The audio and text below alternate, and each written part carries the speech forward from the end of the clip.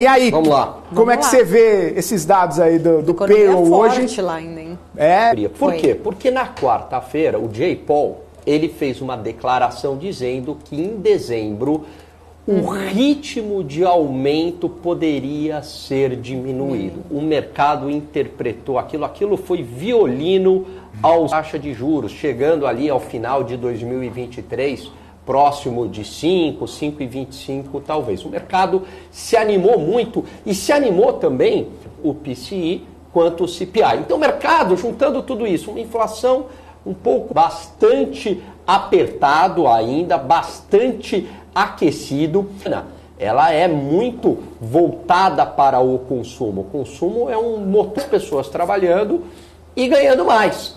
O que é ótimo, você vai falar, Alain, mas estão com um padrão de vida melhor. No entanto, isso potencia 1% de probabilidade de ir para 4,75, do atual range hoje, que está entre 3,75 e 4, e de 4 para 4,75, né?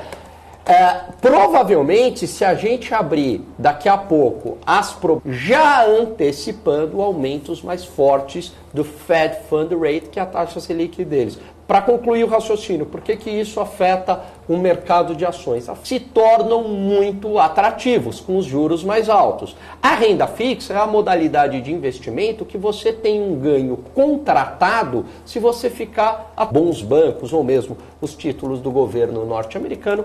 Isso não vai ocorrer. Então, peraí, nada mal, né? Ganhar 4% lá nos Estados Unidos. E para o investidor estrangeiro, ganhar dólar mais 4%, nada mal. Então, para que eu vou correr o risco de investir no mercado acionário? Eu vou para a renda fixa, eu tenho meu ganho garantido. Então, isso faz com que aumente a demanda pelos títulos de renda fixa e caia a demanda pelas ações. Os preços vão lá para baixo, principalmente as de tecnologia, são intensivas em capital. Elas precisam de muito capital para realizar os seus investimentos e crescer. Muito bem, aumenta o custo de capital da empresa. No valuation, quando a gente desconta o fluxo de caixa em dinheiro dessas empresas, pensa assim, o lucro em dinheiro dessas empresas, pensa no EBITDA, meio parecido. Quando você desconta isso a valor presente, traz todo esse fluxo para hoje, você está trazendo numa taxa maior. O que vai acontecer com o valor da empresa? Vai cair, certo? Outra coisa, um aumento da taxa de juros cria um ambiente macroeconômico mais propício à recessão.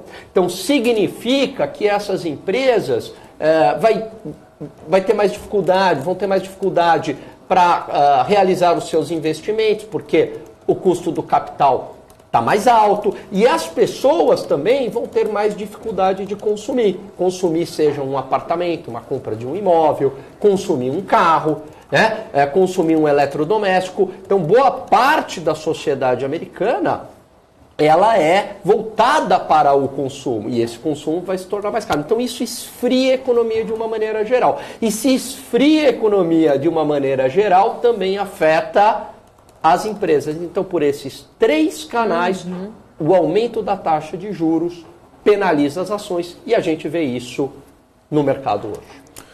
Ô Gani, você falou sobre essas projeções aqui, do CME, ainda não foram atualizadas. Ainda segue 77% de probabilidade de expectativa do mercado de subir 0,5% e 23% de subir 0,75%. Claro, o payroll acabou de sair faz 10 minutos, possivelmente eles ainda estão contabilizando novas perspectivas, novas estimativas, mas o que eu gostaria de destacar também, Gani, é o seguinte, a gente vê o Ibovespa caindo, e caindo forte logo depois dos dados do payroll, e o dólar subindo, não posso dizer forte, mas subindo aí 0,5%, ele que estava praticamente no 0 a 0 enquanto a expectativa.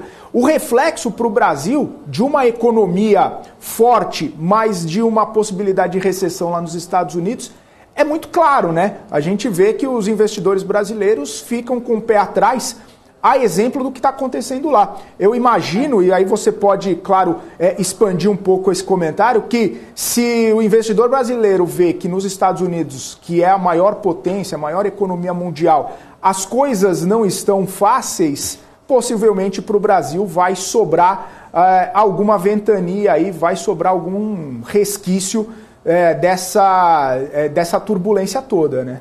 Perfeito, Felipe. Muito bem pontuado. Por quê? Por vários canais. Primeiro, os Estados Unidos ele é um grande consumidor mundial, ele é um grande importador. Então, quando os Estados Unidos eles entram num processo de desaceleração econômica ou uma recessão econômica, eles vão comprar menos.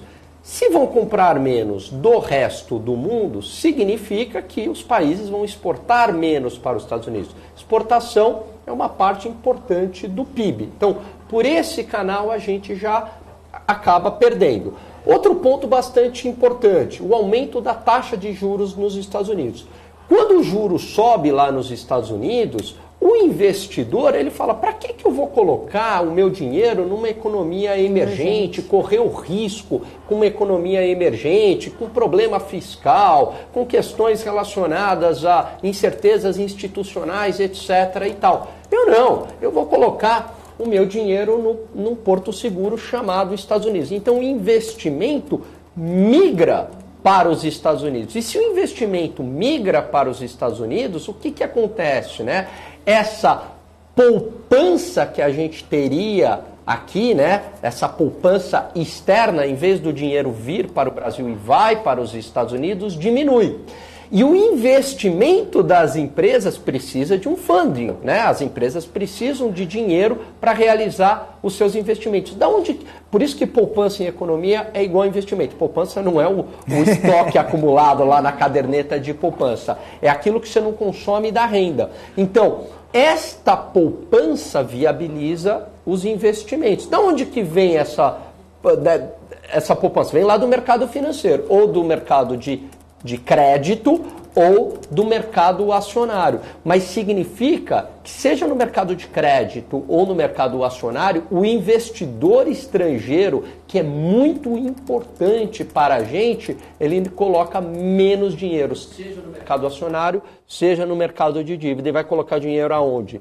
Lá nos Estados Unidos. Então diminui o nosso funding, a nossa poupança para viabilizar os investimentos. Então, é muito ruim para a gente. Isso afeta diretamente o nosso PIB, porque afeta os investimentos aqui no Brasil e também afeta as exportações. E veja, muita gente fala assim, mas para ganhar 4% lá nos Estados Unidos, né, agora indo para talvez 4,75%, veja, você não está ganhando só 4%. Aliás, o Will que me trouxe essa contribuição muito boa, muito lógica e muito simples, para falar a verdade.